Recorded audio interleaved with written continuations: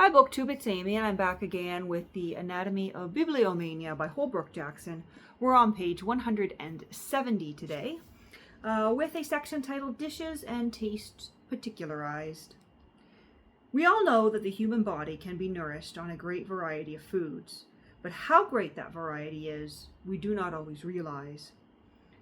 Olaus Gellius tells us of a dainty people in farthest India with bodies covered with feathers, spiritu florum naribus hosto victantium, who live by inhaling the perfume of flowers, and in the other extreme, a trustworthy observer gives out that a native of Earl Soham in Suffolk loved to catch young frogs and let them leap down his throat, when he would stroke his stomach, observing that they were beautifully cool.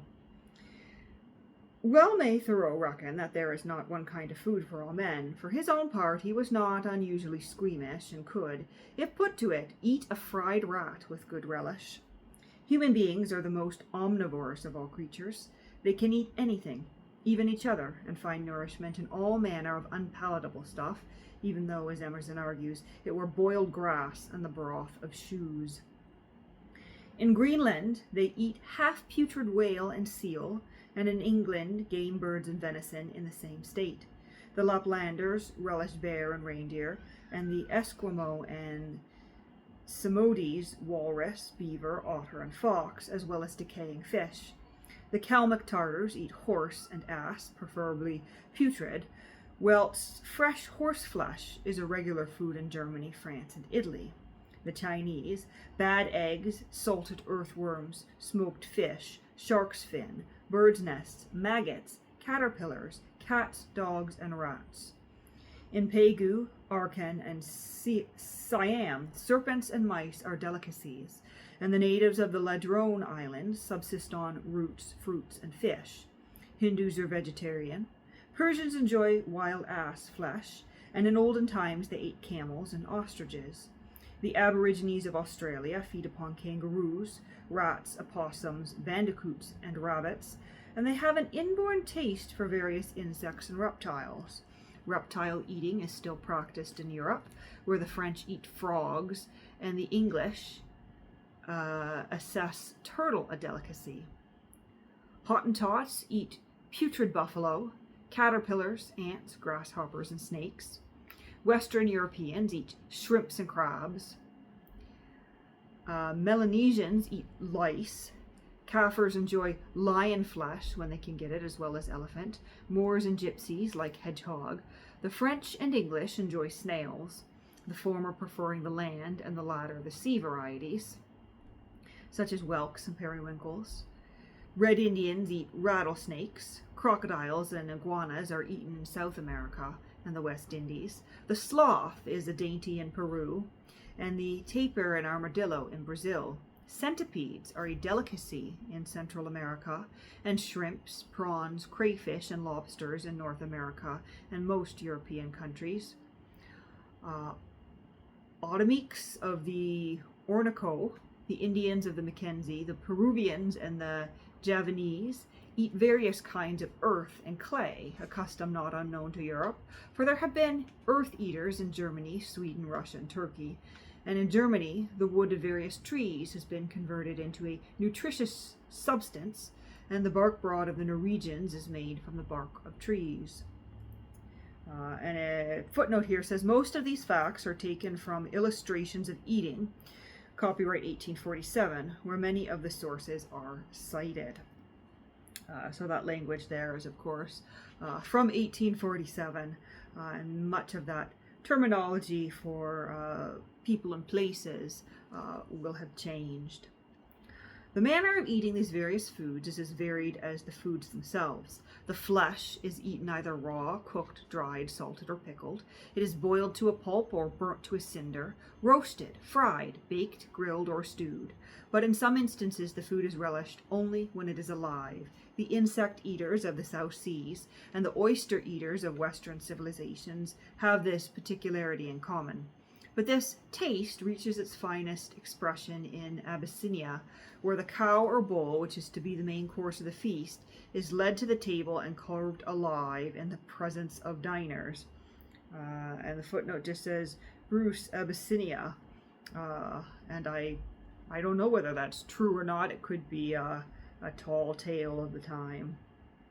But if that's true, that's quite horrifying. I find that hard to believe that would be true, that someone would carve a live cow and eat from it while it lives. That would be absolutely horrific and cruel. But I'm assuming he's getting to the point soon on the taste of different books.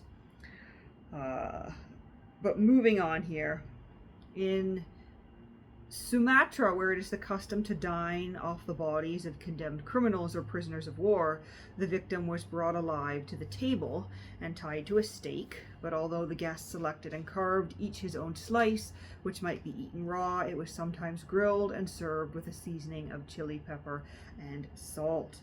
And our footnote just says Illustrations of Eating, 1847. And I would assume Illustrations of Eating has many an exaggerated or tall tale, because I find that hard to believe that human beings would do that to each other on a regular basis.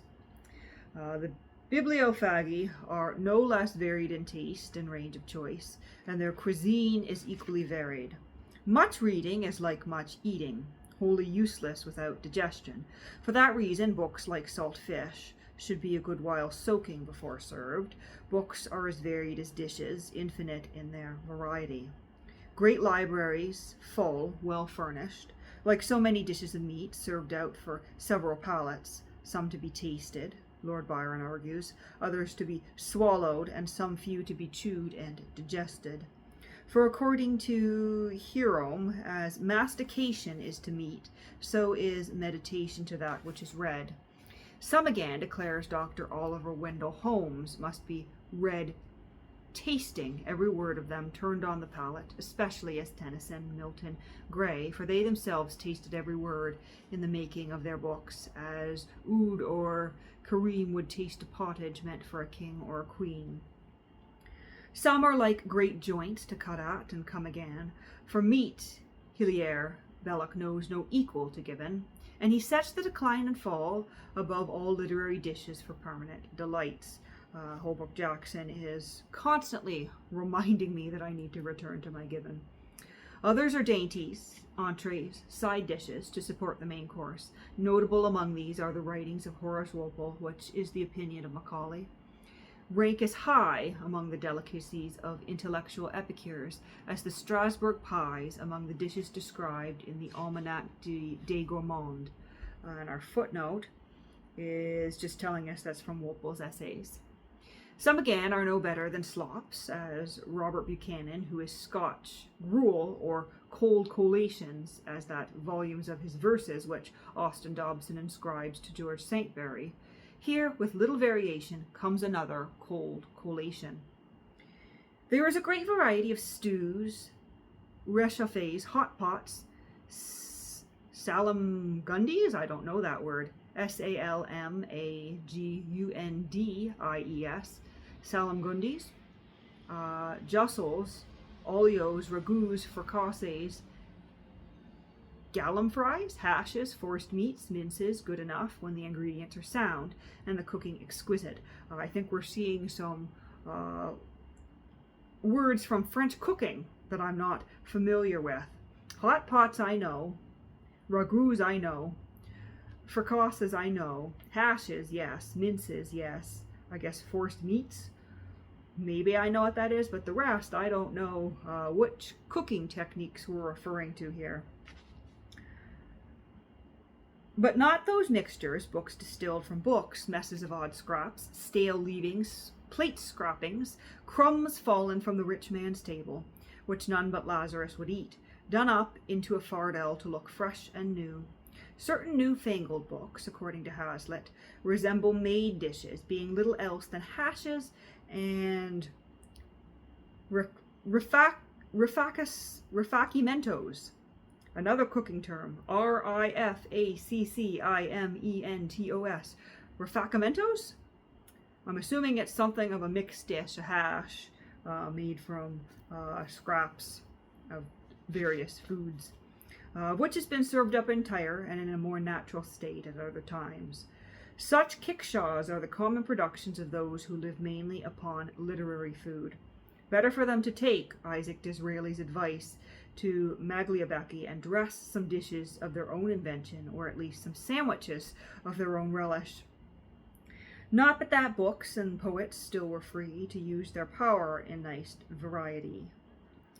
Footnote there from King's Art of Cookery, as well as earlier on from On Reading Old Books, The Plain Speaker. Where'd we go?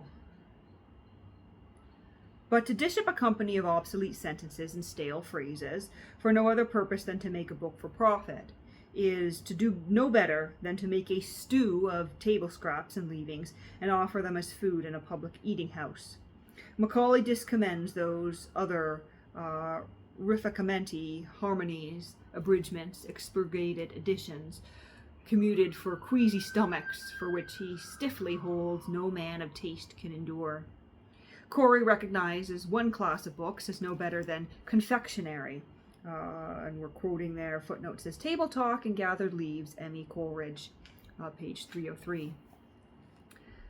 No better than confectionery, and such as these have no more nourishment than those empty, luxurious tomes put out by cunning publishers to tempt vain spenders. Their lusciousness puts many palates out of taste, so that they can never after relish any solid or wholesome writers. Luxury gives the mind of a childish cast, and when she polishes, perverts the taste. As that, perchance, of Cleopatra, who had whole boars and sheep served up at her table at once, drank jewels dissolved, 40,000 sesterces in value. But to what end?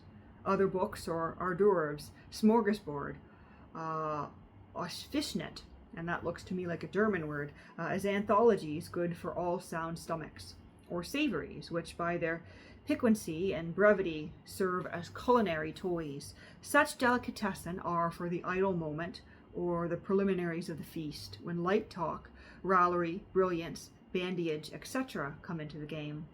They must be taken frugally, as also those delicious entremets and glaces, trifles, light as air, hot or cold, or both, as soufflé, surprise, macedonie des fruits, etc.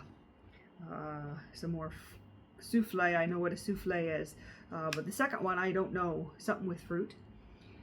Novels are sweets, says Thackeray.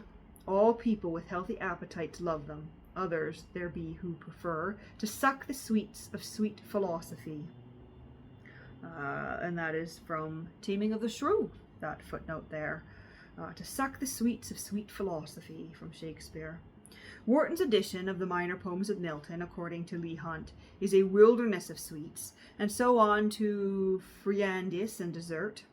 Dibdin classed Ferrier's Bibliomania with the latter, and when he dined with Dr. Butler at Shrewsbury School after visiting the library, he notes that there lurked in an adjoining cupboard, which they could see during snatches of savoury viands, and especially during the migrations of the glass, a dessert in the shape of an ancient Greek manuscript, walnuts and wine, salted almonds, the thrills and furbelows of the repast, dainty, graceful, trivial, good in their place, but like art to the poet, not to be indulged in ad libitum, good to kiss and flirt with, but merry if you dare. Quoting there from Richard du Gallion. Nor would the judicious reader indulge his palate or try his digestion overmuch with those works of the captious critics, who cut up their authors into chops, and by adding a little crumbled bread of their own and tossing it up a little present it as a fresh dish. You are to dine upon a poet. The critic supplies the garnish. And that footnote says Hannah More from Memoirs.